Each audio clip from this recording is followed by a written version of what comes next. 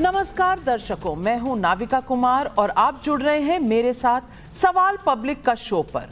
कल 78वें स्वतंत्रता दिवस की खुशियां मनाने के पहले आज पूरे भारत को विभाजन विभीषिका दिवस की टीस महसूस हो रही है।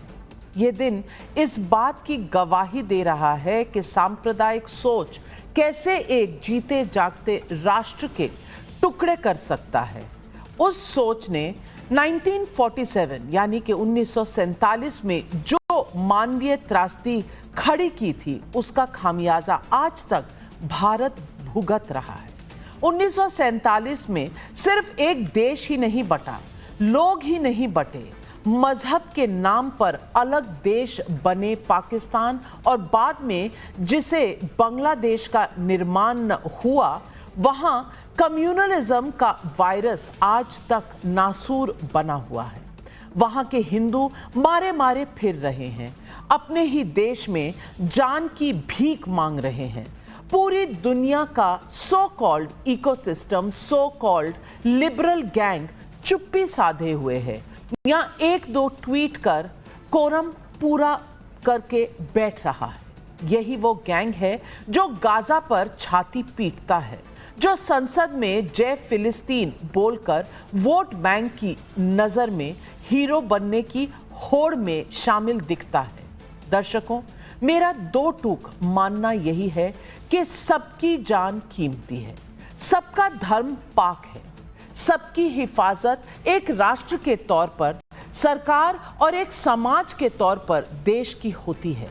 लेकिन पिछले हफ्ते बांग्लादेश में शेख हसीना सरकार के तख्ता पलट के बाद से वहां के हिंदुओं पर जारी हमला अब तक नहीं थमा है। सवाल पब्लिक का है कि क्या जिस मजहबी सोच ने 1947 में भारत को बांटा था, एक सभ्यता लहूलुहान हुई थी, उस पर आज की राजनीति वोट बैंक के चलते आंख मूंद रही है क्या? यूपी के मुख्यमंत्री योगी आदित्यनाथ ने एक बड़ी बात कही। उन्होंने आरोप लगाया कि बांग्लादेश में हिंदू मारे जा रहे हैं, लेकिन वोट बैंक की फिक्र करने वाले उस पर चुप्पी साधे हुए हैं। क्या वाकई बांग्लादेश के प्रताड़ित हिंदुओं के पक्ष में भारत की सेक्युलर जमात की पॉलिटिक्स को सांप सूंघ गया है, क्योंकि इससे मुस्लिम वोट बैंक खिसकने का डर है? योगी ने आज ये भी दो टूक कहा है कि पाकिस्तान का अब या तो विलय होगा या पाकिस्तान समाप्त होगा। क्या योगी का ये संदेश भारत में मुस्लिम वोट बैंक की पॉलिटिक्स करने वाले नेताओं को अल्टीमेटम है?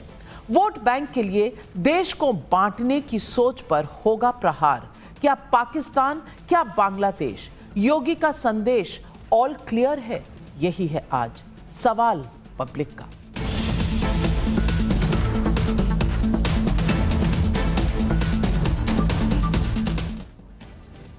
अगस्त के बाद से बांग्लादेश के 64 में से 52 जिलों में हिंदुओं पर हमले की 200 से अधिक घटनाएं हुई हैं। हिंदू मंदिर, हिंदू प्रतीकों, सब पर अटैक हो रहे हैं।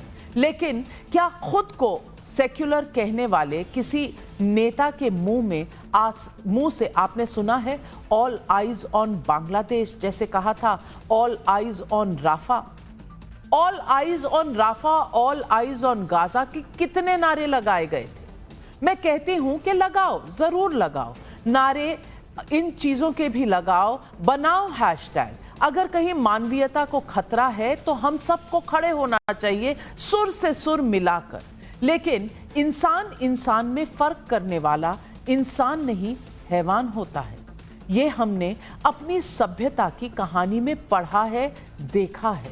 कांग्रेस की वर्किंग कमेटी ने गाजा के हालात पर बयान जारी किया था, लेकिन बांग्लादेश के हिंदुओं के दर्द पर किसी ने कुछ भी नहीं कहा। मैं फिर से कह रही हूं, मेरा मानना है कि कतई नहीं ये कह रही मैं कि गाजा की मानवीय त्रासदी पर चुप्पी साधी जाए। जरूर लड़िए, जरूर आवाज उठाइए, लेकिन वो कौन सी मजबूरी है जो पड़ोस के देश बांग्लादेश में हो रही है और वहां के हिंदुओं को लेकर एक तरह से मौन साध लिया जाए, जबकि वो लोग तो कभी भारत के ही हिस्से के थे। 2 दिनों पहले अखिलेश यादव ने बांग्लादेश की हिंसा पर चिंता तो जताई, ये भी कहा कि मैं आपको इसी शो में मैं बता दूं कि क्या कहा था उन्होंने, और मैं ये आपके साथ साझा कर चुकी हूं। लेकिन फिर देखिए उनका ये बयान, कोई भी समुदाय, चाहे वो बांग्लादेश के अलग नजरिए वाला महासंख्यक बहुसंख्यक हो या हिंदू सिख बौद्ध या कोई अन्य धर्म पंथ मान्यता मानने वाला अल्पसंख्यक, कोई भी हो, हिंसा का शिकार नहीं होना चाहिए। अलग नजरिए वाला बहुसंख्यक नाम नहीं लिया जा रहा। बांग्लादेश का ये अलग नजरिए वाला बहुसंख्यक अगर हिंदुओं पर हमले कर रहा है तो क्या आपको उनका नाम लेने में भी डर लगता है, संकोच होता है? और ऐसे में योगी आदित्यनाथ का बयान बेहद तीखा है। सुनिए आज क्या कहा योगी आदित्यनाथ। 1.5 करोड़ हिंदू किस तरीके से बांग्लादेश के अंदर आज चिल्ला चिल्ला करके अपने आप को, अपनी अस्मिता को बचाने के लिए गुहार लगा रहे हैं, और दुनिया के मुंह सिले हुए कथित सेकुलरिस्ट भारत के अंदर भी इनके मुंह सिले हुए, एक भी शब्द इनका नहीं निकल रहा है, क्योंकि उनको भय है कि अगर इन निरीह कमजोर लोगों के पक्ष में इन्होंने आवाज निकाली तो इनका वोट बैंक खिसक जाएगा। महर्षि अरविंद ने जो 1947 के पहले घोषणा की थी, आजादी की त्रास, देश की विभाजन की त्रासदी आजादी के मिलने के बाद अक्सर उन्होंने इस बारे में अपनी चिंता व्यक्त भी की, और उन्होंने इस बात को कहा था कि आध्यात्मिक जगत में पाकिस्तान कोई वास्तविकता नहीं है, या तो उसका भारत में विलय होगा या पाकिस्तान इतिहास से समाप्त होगा, हमेशा के लिए समाप्त होगा। योगी आदित्यनाथ का ये बयान वोट बैंक से ऊपर और वोट बैंक को खुश करने वाली पॉलिटिक्स पर सवाल उठाता है।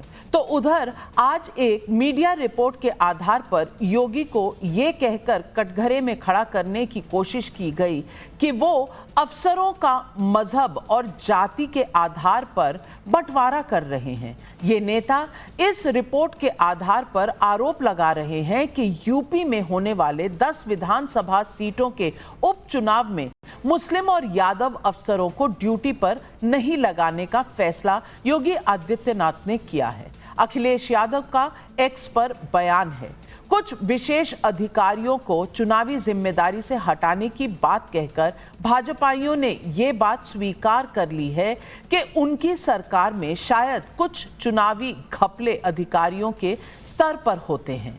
ये भाजपा की अपनी सरकार के साथ ही साथ चुनाव आयोग के ऊपर भी चुनाव आयोग संज्ञान ले। वैसे मैं ये बता दूं कि अभी उपचुनावों की घोषणा तक नहीं हुई है। ऐसे में कैसे ये कहा जा रहा है कि कौन सा अफसर कहां ड्यूटी पर लगेगा? साथ ही चुनाव के दौरान प्रशासन को लेकर सारे फैसले तो चुनाव आयोग करता है। बहरहाल इन आरोपों पर आप असदुद्दीन ओवैसी के बयान को भी सुन लीजिए। हम इलेक्शन कमीशन से जानना चाहेंगे कि क्या वो उत्तर प्रदेश के मुख्यमंत्री के इस डिक्टाट को, इस ऑर्डर को वो मानेंगे और फिर यादव और मुसलमान ऑफिसर को नहीं रखेंगे, या फिर फ्री एंड फेयर इलेक्शन होगा। उत्तर प्रदेश के मुख्यमंत्री ये बताना चाह रहे हैं कि वो इलेक्शन कमीशन ऑफ इंडिया है और आर्टिकल 324 के कोई माने नहीं रखते। अब इलेक्शन कमीशन से हमारी अपील है कि जब मुख्यमंत्री ने ये बता दिया कि ये 2 समुदाय के लोगों को वो नहीं रखना चाहेंगे, तो इलेक्शन कमीशन के ऊपर एक बहुत बड़ी जिम्मेदारी है कि वो उत्तर प्रदेश के मुख्यमंत्री को गलत साबित करें और ये जो 10 बाई इलेक्शन होंगे उसको फ्री एंड फेयर करवाएं। तो आज पब्लिक पूछ रही है सवाल पब्लिक का नंबर 1, क्या खुद को सेक्युलर कहने वाले नेता वोट बैंक के लिए बांग्लादेश के हिंदुओं पर चुप्पी साधे हुए हैं? पाकिस्तान का विलय होगा या समाप्त होगा? योगी की इस हुंकार के मायने क्या हैं? क्या राहुल गांधी के बाद जाति धर्म के आधार पर अखिलेश और ओवैसी भी अफसरों को बांट रहे हैं? यही सवाल आज पब्लिक पूछ रही है और इन सवालों के जवाब देने के लिए आज हमारे साथ जुड़ रहे हैं बीजेपी के राष्ट्रीय प्रवक्ता शहजाद पूनावाला, लोकेश जिंदल नेता हैं कांग्रेस पार्टी के, असीम वकार प्रवक्ता है AIMIM के, हर्षवर्धन त्रिपाठी वरिष्ठ पत्रकार हमारे साथ जुड़े हुए हैं, स्टूडियो में हैं। लेकिन मेरा पहला सवाल जाता है अमीक जमाई को, समाजवादी पार्टी के राष्ट्रीय प्रवक्ता है। अमीक जमाई साहब, मेरा आपसे सरल सा सवाल है। आइज ऑन राफा बहुत सही बात है, लेकिन आइज ऑन बांग्लादेश पर ये अलग नजरिए वाले बहुसंख्यक बोलने वाली पार्टी आज इस बात से डर रही है कि कौन से मजहब के, कौन से जाति के अफसर कहां से हटाए जा रहे हैं, और अभी तो चुनाव वहां अनाउंस नहीं हुआ तो आपको ये डर सता रहा है। बांग्लादेश में तो जो हो रहा है उसकी तस्वीरें, उसके पूरे प्रमाण पत्र सबके सामने है, सब अखबारों में है, सोशल मीडिया में है। वहां के बारे में आपके मुंह से एक लफ्ज नहीं निकल रहा। अमीक जमाई जी, ये मानवता के नाम पर वोट बैंक पॉलिटिक्स हो रही है क्या? तो आपने दो सवाल किए।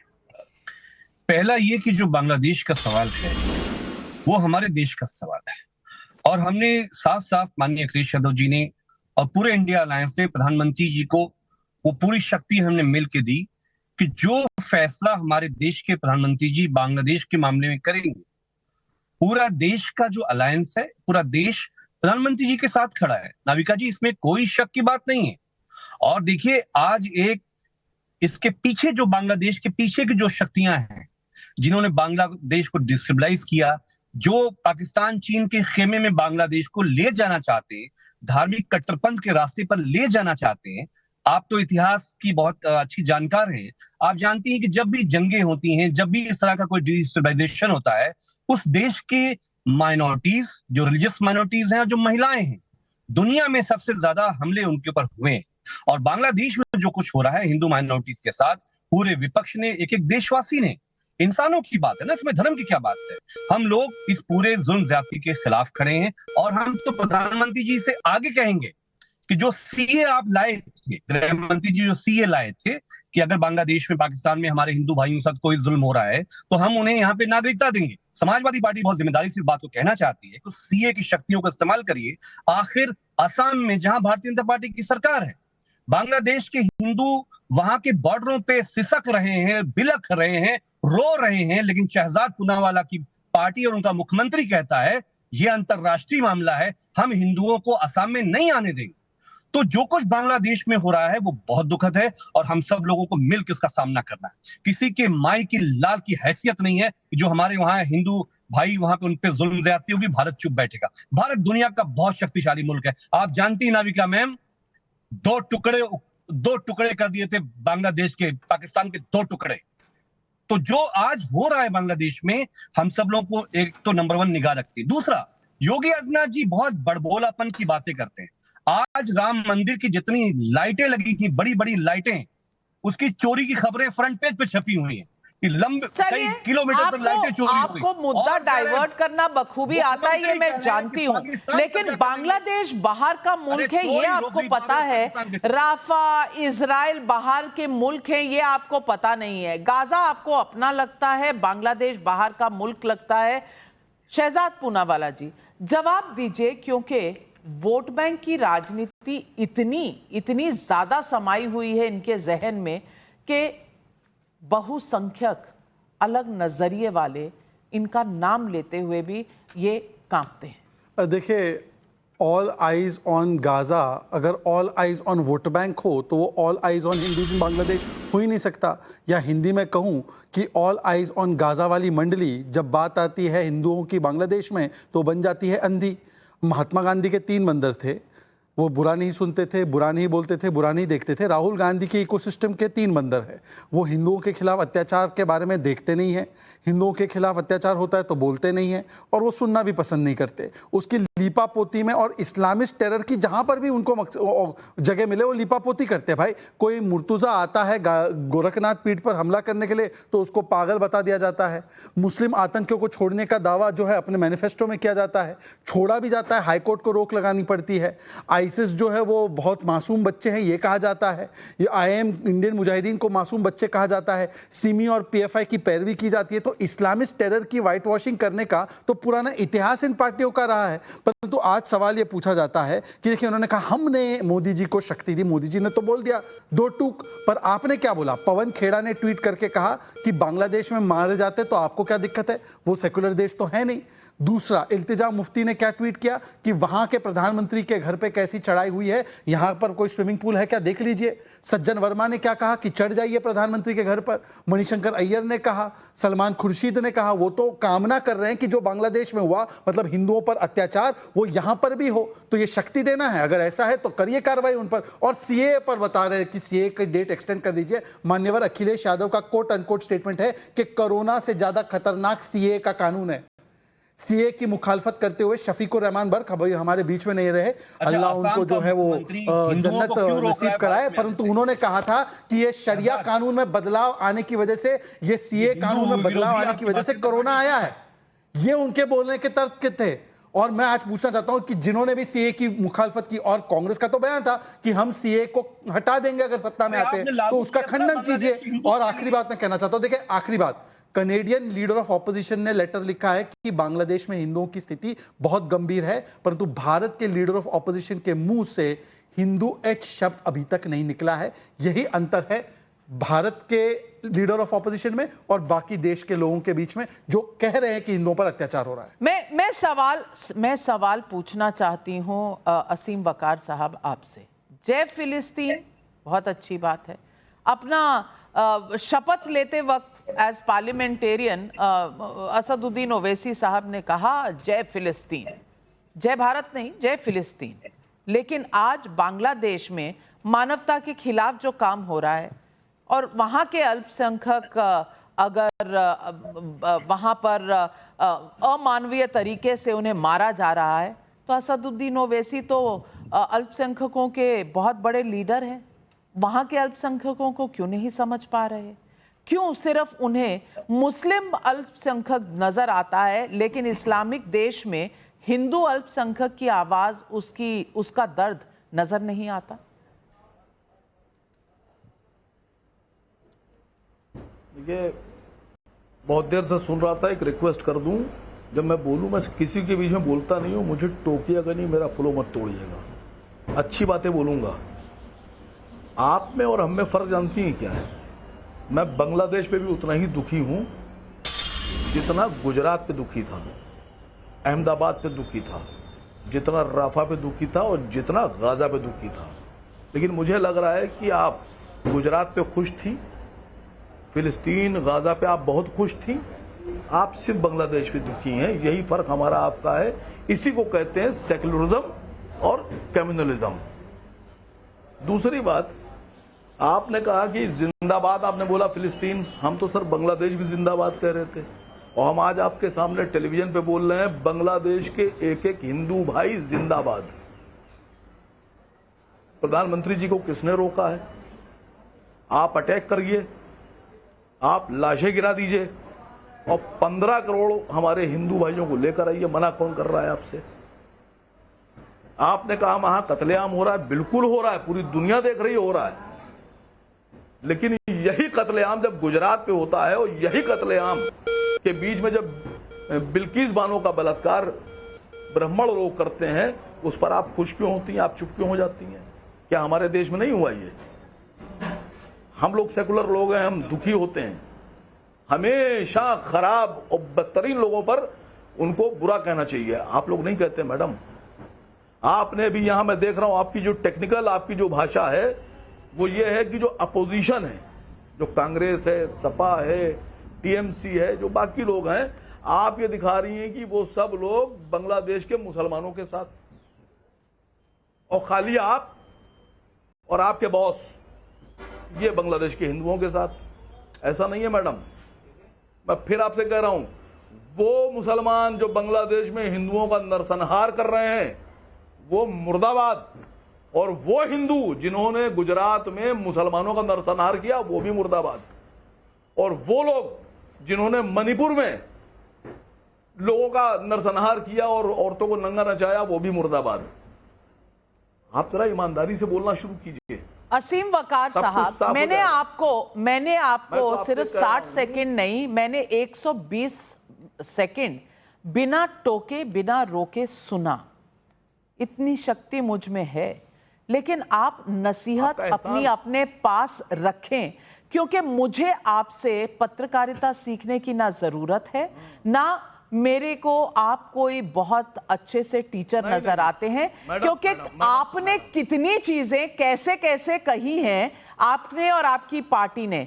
आपके बॉस होते होंगे कोई और जो आपको कंट्रोल करते हैं। मैं अपने दिल और अपने वजूद और अपने जमीर से बात करती हूं। मैं अपनी बॉस खुद हूं और 35 साल काम करके यहां आपके सामने आई हूं। मैं कोई दूध पीती बच्ची नहीं हूं कि मुझे नसीहतें आपसे लेनी पड़े। और जो कुछ आपने कहा गुजरात के मामले में या मेरी तरफ से मैंने आपको स्पोक्सपर्सन नहीं अपॉइंट किया है कि मैं डिफरेंट मुद्दों पर क्या सोचती हूं। मेरे पास जुबान है, मेरे पास प्लेटफॉर्म है, ये मेरा शो है और मैं इस पर अपनी जो पॉइंट्स ऑफ व्यू हैं मैं खुद पेश कर सकती हूं। मुझे एक लॉयर या एक स्पोक्सपर्सन असीम वकार के रूप में कतई नहीं चाहिए। गुजरात में जो हुआ गलत हुआ, लेकिन वो सुप्रीम कोर्ट के अधीन सब कुछ देखा गया है, एसआईटी में देखा गया है। आज आपको फिलिस्तीन का नाम याद आया, जय फिलिस्तीन, लेकिन जय बांग्लादेश आज आप शो पर कह रहे हैं। आपने ट्वीट नहीं कहा, बयान नहीं दिया। आज आप सच्चे बनकर दिखा रहे हैं। आज आप यहां बैठकर मेरे सवाल पर महान बनने की कोशिश कर रहे हैं कि हिंदुओं के साथ कुछ नहीं होना चाहिए। बैरिस्टर असदुद्दीन ओवैसी रोज प्रेस कॉन्फ्रेंस करते हैं, रोज बाइट देते हैं, एक बार भी वहां के अल्पसंख्यक हिंदू, सिख, ईसाइयों पर उन्होंने कुछ कहा कि मुंह में दही जम गई थी। आपसे मुझे कुछ सीखना नहीं है। मैं जानती हूं आपकी असलियत, क्योंकि मैं राजनीति में नहीं हूं। राजनीति में आप हैं, जवाबदेही आपकी है। मेरा काम है सवाल पूछना, जो मैं आपसे भी पूछूंगी, सब राजनीतिक दलों से पूछूंगी और जो भी पब्लिक लाइफ में होगा उनसे पूछूंगी। Thank you very much. लेकिन हर्षवर्धन त्रिपाठी जी, मैं पूछना चाहती हूं कि ये जो आज सच्चाई के धरोहर बनकर निकले हैं असीम वकार जी, कि ये जो भी करते हैं सही करते हैं, सही के सिवा कुछ नहीं करते, इनकी असलियत बता दीजिए, और खास करके आज के मुद्दे पर।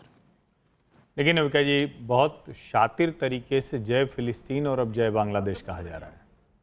जय बांग्लादेश तो खत्म हो गया, चिंता होनी चाहिए थी। शेख मुजीबुर रहमान की सारी मूर्तियां तोड़ दी गई, वो म्यूजियम तोड़ दिया गया जो 1971 वॉर मेमोरियल था।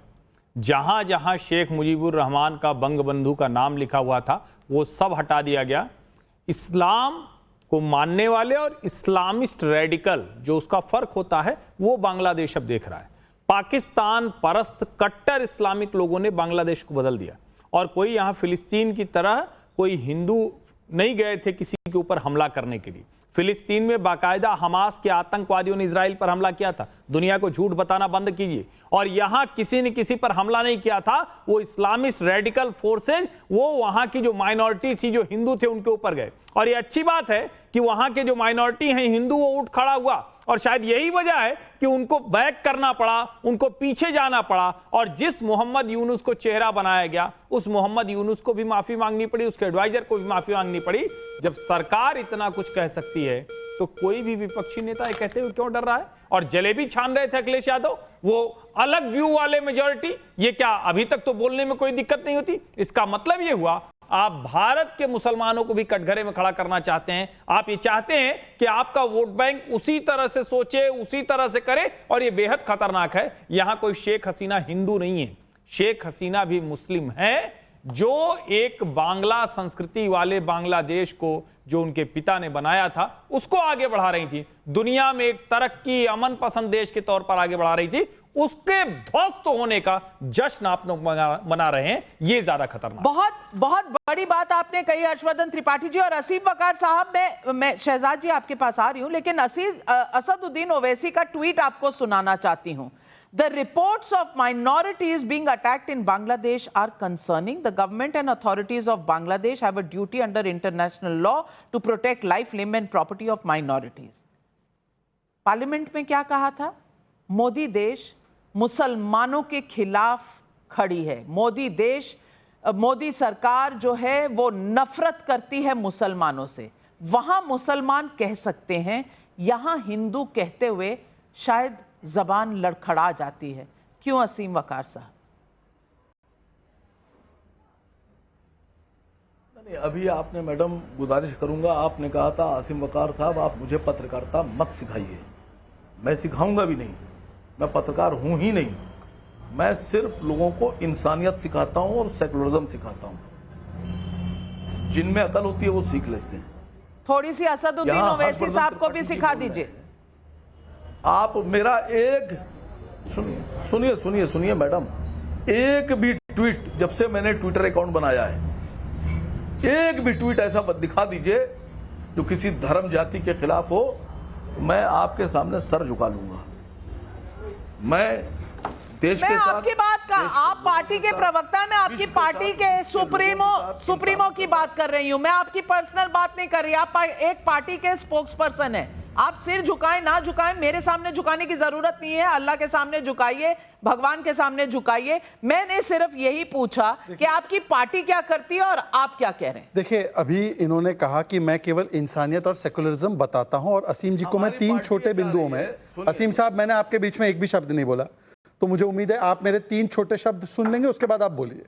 उन्होंने बोला इंसानियत और सेकुलरिज्म मैं सबको सिखाता हूं। तो सर, पहले तो अपनी पार्टी से मुस्लिमीन नाम हटा दीजिए, फिर तो सेकुलर कहलाएंगे ना। एक वर्ग के लिए ही आप लोग हैं। दूसरी बात, चलिए आप तो हिंदू टेरर तो लगातार असदुद्दीन ओवैसी साहब कहते हैं। कश्मीर में हिंदुओं का 7 बार नरसंहार हुआ, एक बार उसको इस्लामिक जिहाद कह दीजिए, वहां पर तो रलीफ सलीफ गरीब के नारे मस्जिदों से लगे ना। चलिए तीसरी बात आज इन्होंने मानी कि देखिए नाविका जी बड़ी डेवलपमेंट है। हर्षवर्धन जी, इन्होंने कहा कि वहां के हिंदुओं को मोदी जी सब इकट्ठा करके ले आए। ये हिंदुओं को वहां पे परेशानी किससे, जरा वो भी तो बताओ। वो कौन सी पीसफुल कम्युनिटी है? मतलब कि इस्लामिक जिहाद हो रहा है, ये असीम वकार साहब ने माना। और चौथी बात, देखिए असीम साहब के साथ आज बुरा हो रहा है, नाविका जी बुरा हो रहा है। मैं आपको बताता हूं क्यों। इनके बॉस, आपके बॉस कौन है मुझे नहीं पता, इनके बॉस कल मिले हैं यूनाइटेड स्टेट्स के कॉन्सल जनरल से, कॉन्सल जनरल ऑफ अमेरिका से मिले हर्षवर्धन जी। और वो यूनाइटेड स्टेट्स से मिले हैं जो कहता है हमास आतंकी है, पैलेस्टाइन नहीं, हम इजराइल के साथ खड़े हैं, और इजराइल को $3 बिलियन देता है, और ओवैसी साहब उनके साथ खड़े हैं। तो कहना है जय पैलेस्टाइन टीवी पर जय यूनाइटेड स्टेट्स और इजराइल करना है बाहर। तो मुझे लगता है कि एक बार आप जय इजराइल का नारा लगा दीजिए। आपके बॉस तो इजराइल के बॉस के साथ खड़े थे, बोलिए एक बार जय इजराइल। आपके बॉस मिले ना यूनाइटेड स्टेट्स से। नहीं, ये जो हिपोक्रेसी है और ये जो एक तरफ से कुछ कहना दूसरी तरफ से कुछ करना, ये शायद सेक्युलर लॉबी का एक पास टाइम बन चुका है, इनकी एक फितरत बन चुकी है। लेकिन लोकेश जिंदल जी, मैं सवाल यही पूछना चाहती हूं, कभी तो जाति के नाम पर विभाजन, एक बार मजहब के नाम पर विभाजन हुआ 1947 में। अब उसके बाद से जो चल रहा है हिंदू मुस्लिम का विभाजन यहां देश में, जाति के नाम पर विभाजन, अब राहुल गांधी आगे लेकर जा रहे हैं। आज तो अखिलेश जी ने कह ही दिया कि यादव और मुसलमान अफसर नहीं रहेंगे। अरे भाई, चुनाव अनाउंस नहीं हुआ, कोई इलेक्टोरल ड्यूटी पे लगा नहीं, पहले से ही जिन भूत नजर आने लग गए। और हिंदुओं के नाम पर राहुल गांधी जी का तो शायद ट्विटर अकाउंट ही खराब हो गया होगा, या मानो बांग्लादेश वाला वर्ड, हिंदू वाला वर्ड एक्सेप्ट ही नहीं करता। क्यों लोकेश जिंदल जी? नाविका जी, वास्तविक जो परिस्थिति बांग्लादेश में है बहुत गंभीर है। वहां पर अल्पसंख्यक जो हिंदू हैं उनका जीवन खतरे में है। ऐसा कोई भी बयान जिससे वहां के कट्टरपंथ को हिंसा करने का एक मौका मिले, ऐसा कोई भी बयान किसी भी नेता को करने से बचना चाहिए। हमारा यहाँ पर तात्पर्य उन सभी अल्पसंख्यकों की मानवाधिकार और उनकी जान है, राजनीतिक रोटी सेकना नहीं है। हाँ, ऐसे कई नेता हैं जो उनकी चिताओं पर अपनी राजनीतिक रोटी सेकना चाहते हैं, सलमान खुर्शीद। लेकिन वास्तविकता में अगर हम चाहते हैं कि उनका जीवन सुरक्षित रहे तो प्रत्येक नेता को बहुत सोच समझकर बयान देना चाहिए।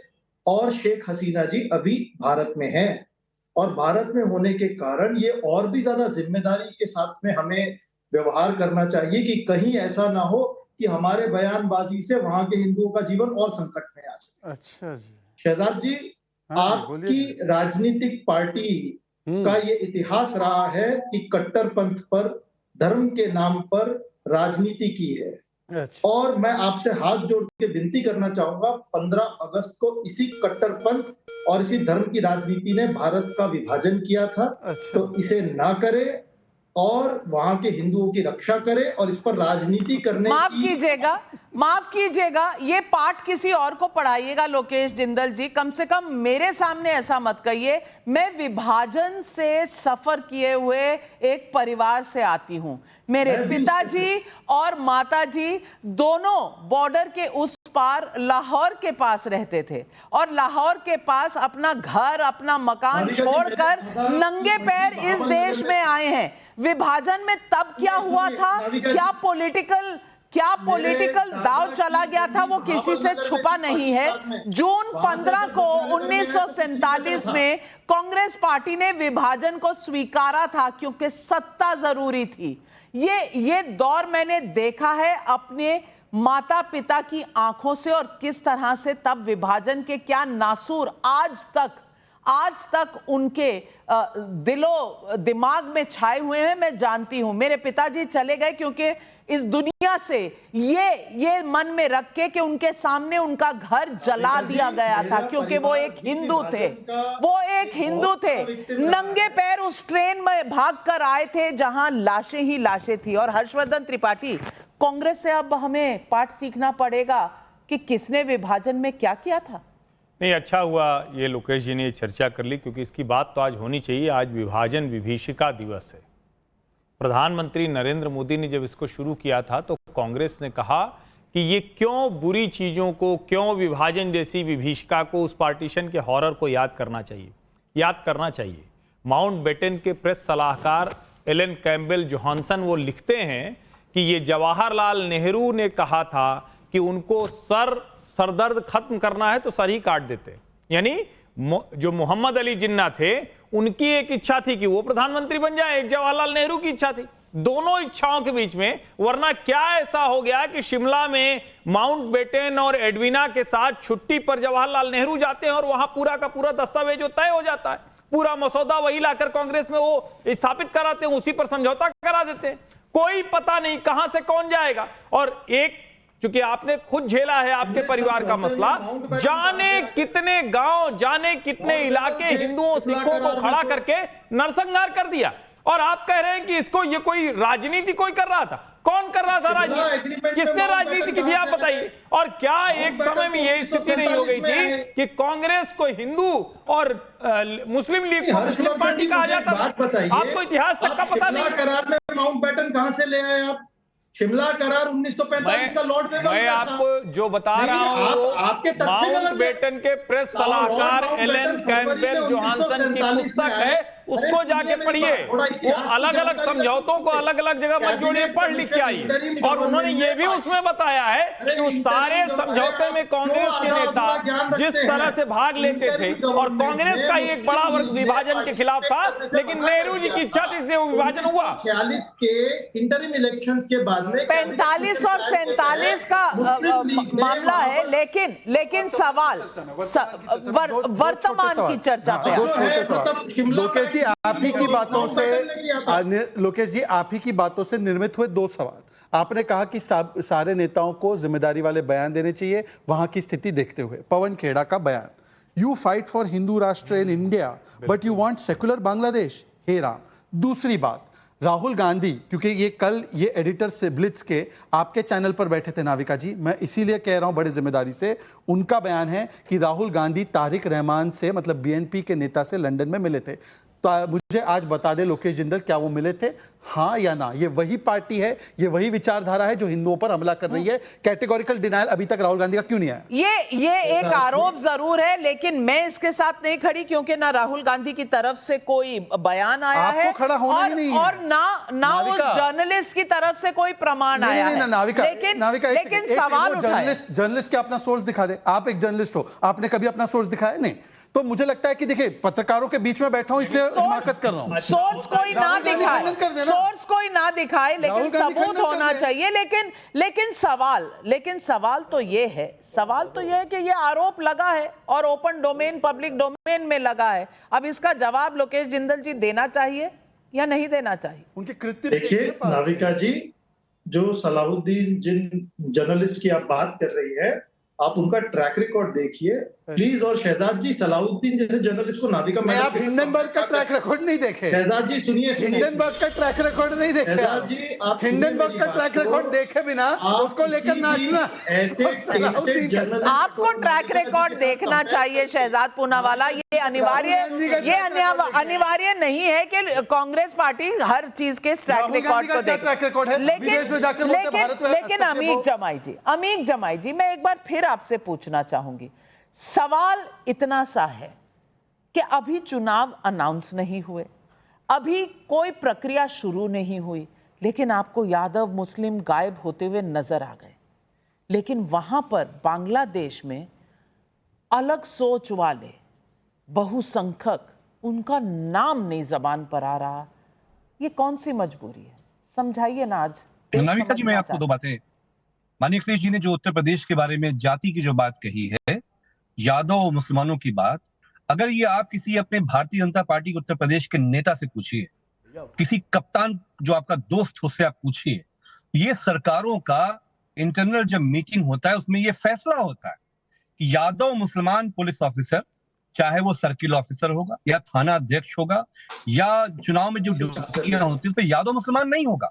आप एक सर्वे करा लीजिए, मैं आपको सैल्यूट करूंगा कि कितने कप्तान, कितने डीएम, कितने वाइस चांसलर उत्तर प्रदेश में दलित बैकवर्ड मुस्लिम कम्युनिटी से हैं।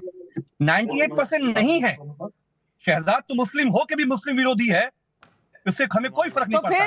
तो फिर जी ने बिल्कुल ठीक कहा। नहीं, मुस्लिम हो के भी मुस्लिम विरोधी है, यानी कि हर आदमी अपना जो भी डिसीजन है वो अपने मजहब से, अपनी जाति से लेगा, और जाति के नाम पर हम इस तरह की बहस करेंगे।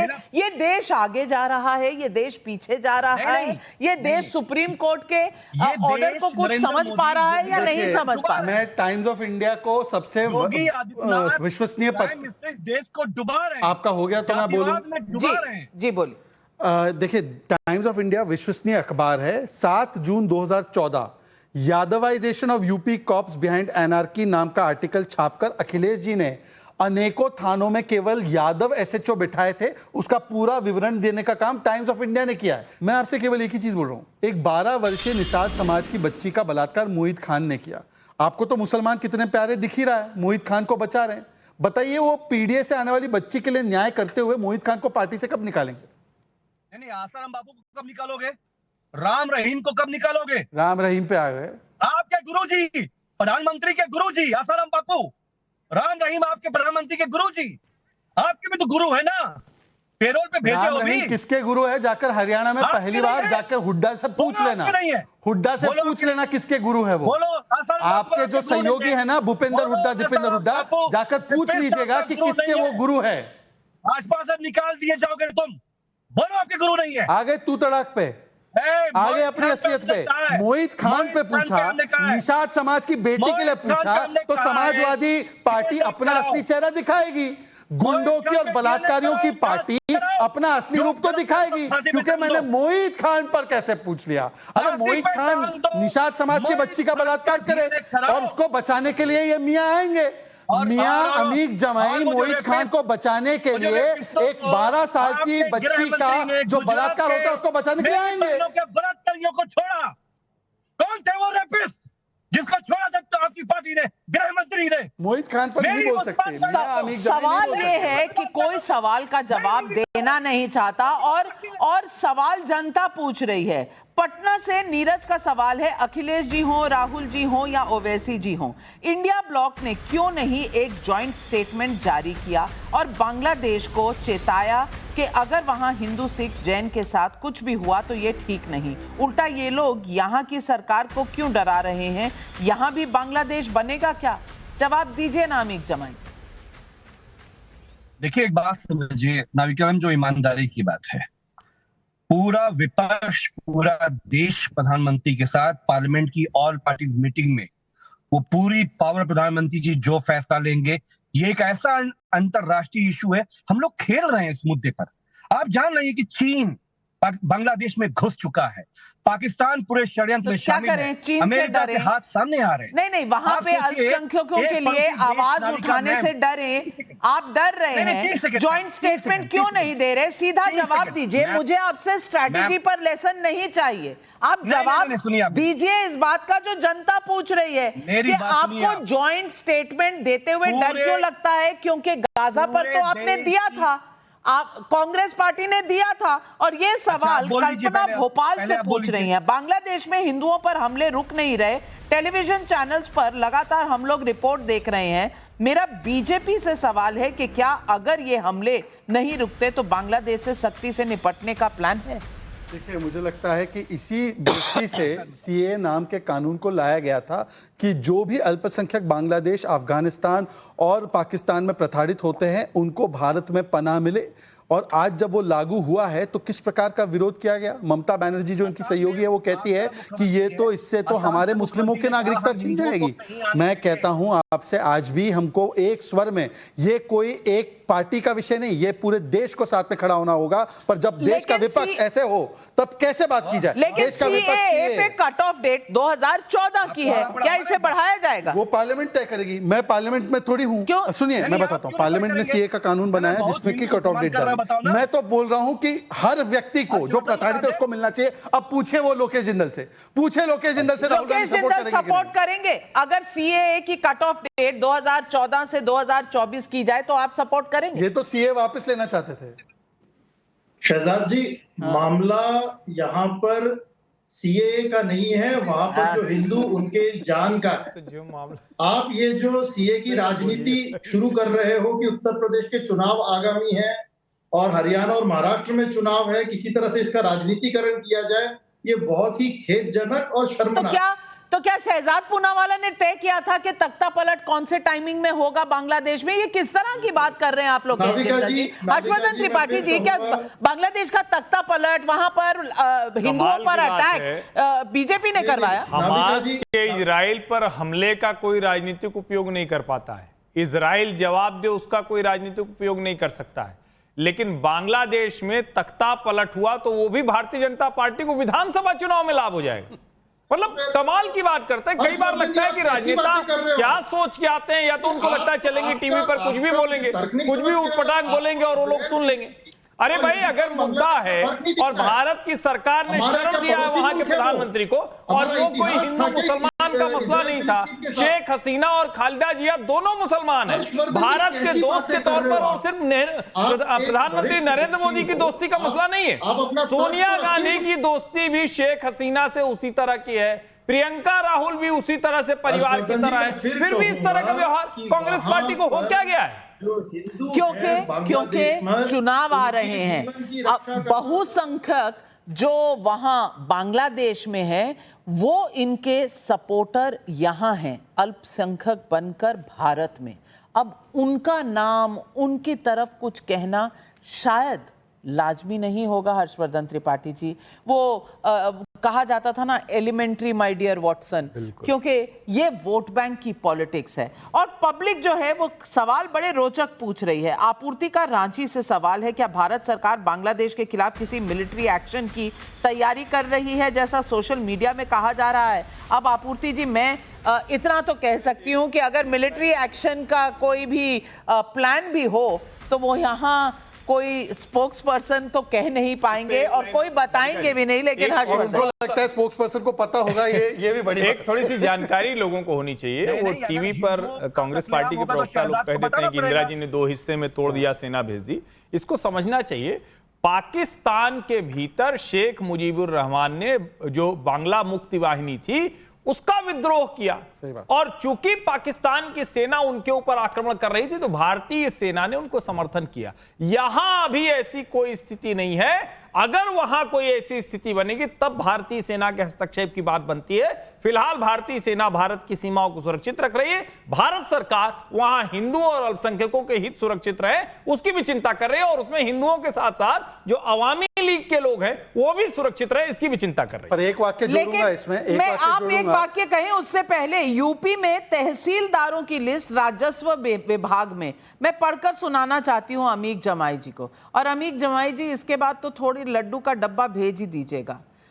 सुरेंद्र प्रताप यादव, रविशंकर यादव, विजय यादव, फूलचंद्र यादव, नरेंद्र कुमार यादव, विशाल सिंह यादव, सौरभ यादव, श्री विवेकशील यादव, अब ये सब अगर वहां है, ध्रुव नारायण यादव, कैलाशनाथ यादव, अजय कुमार यादव, संजीव कुमार यादव, राजेश कुमार यादव, तपस्या यादव, राजीव यादव, बाकी सब तो हैं, पर ये यादव जो आप ढूंढ रहे थे वो भी है। तो कम से कम जो आप इस तरह के इल्जाम लगा रहे हैं और फिर से विभाजन का एक नया स्रोत बना रहे हैं, मत कीजिए।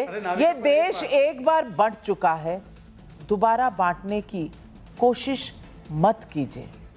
आज बस यही दरखास्त है पब्लिक की भी और मेरी भी, आप सब नेताओं से, क्योंकि अब भारत एक भारत श्रेष्ठ भारत ही रहेगा, इसका बंटवारा नहीं हो पाएगा। कोशिश कीजिए कि राजनीति इससे ऊपर उठ जाए। आज बस इतना ही।